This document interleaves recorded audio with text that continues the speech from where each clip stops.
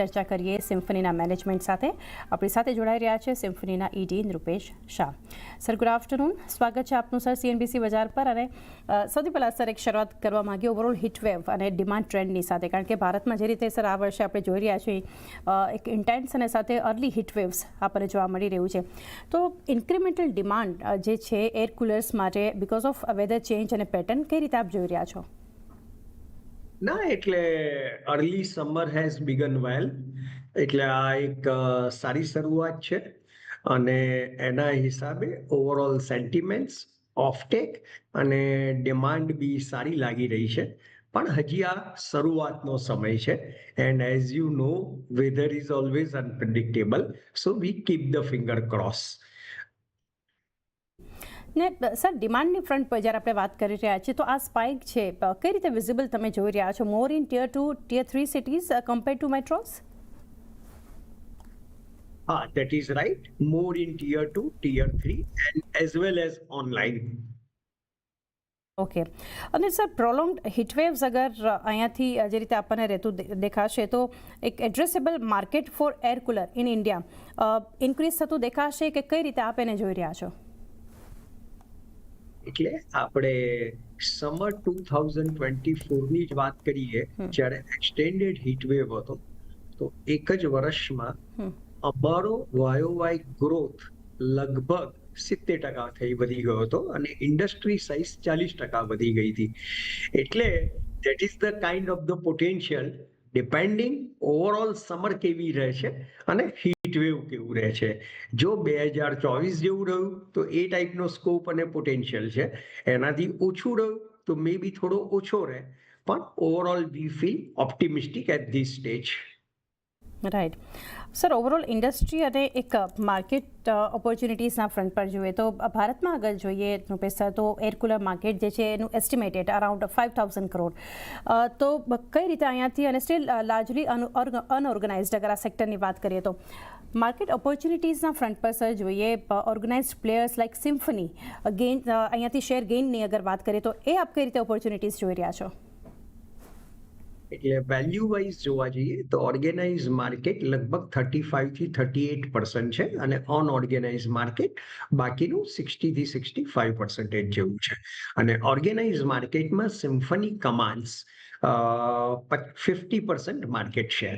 એટલે કે એવી કંપનીઝ જેનું ઓલ ઇન્ડિયા સેલ્સ થતું હોય અને વર્ષે એટલીસ્ટ 1 લાખ એર કુલર પ્લસનું સેલ્સ થતું હોય, એવી કંપનીઓમાં સિમ્ફનીનો 50% માર્કેટ શેર છે. આ industry on an average on a CAGR basis ઉપર, નોટ વાયોવાય, 10 થી 15% ગ્રોથે વધી રહી છે અને ઓર્ગેનાઇઝ સેક્ટર લગભગ 15 થી 18% ગ્રોથે વધી રહેલી છે. જી સર, એક ટ્રેન્ડ પણ આપની પાસેથી સમજવા માંગીશું. કન્ઝ્યુમર સર અહીંયાથી એક શિફ્ટ થઈ રહ્યો છે, ટ્રેન્ડ અપગ્રેડ કરી રહ્યા છે તેઓ from local coolers to branded energy efficient models. આ ટ્રેન્ડ કેટલો મોટો છે?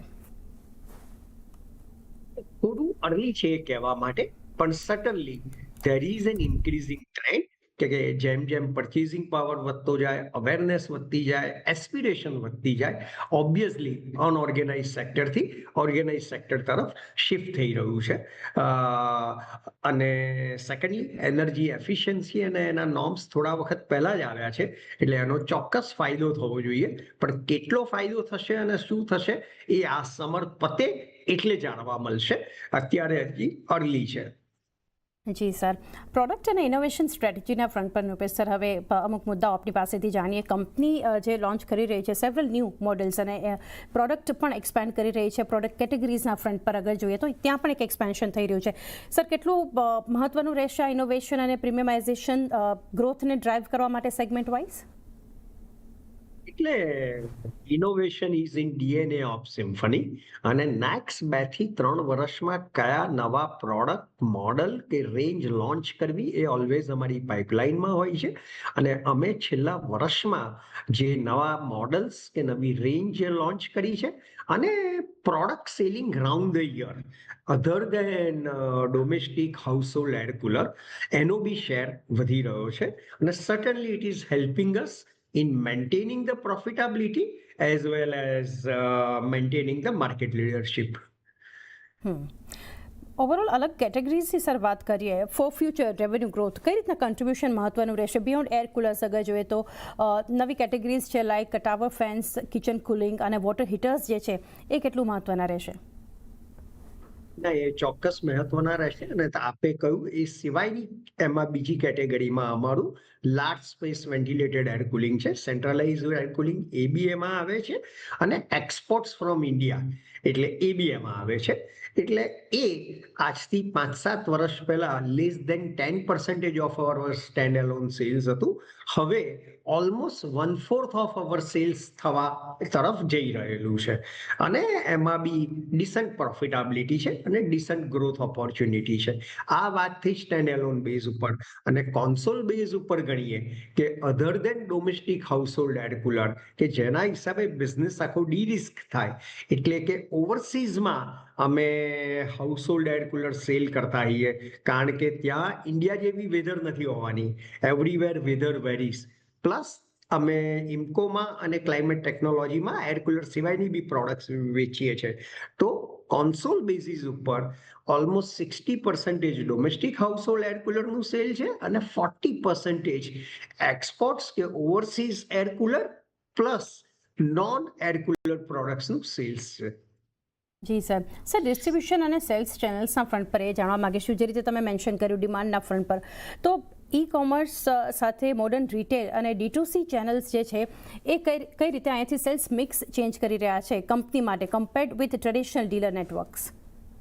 ના, એટલે સર્ટનલી જસ્ટ લાઈક અધર કંપનીઝ ટ્રેડિશનલ નેટવર્કની સામે આ જે મોડર્ન રિટેલ નેટવર્ક છે which includes large format stores, regional large format stores, e commerce અને D2C એ બહુ રોબસ ગ્રો કરી રહેલું છે અને at a rate much higher than traditional channel.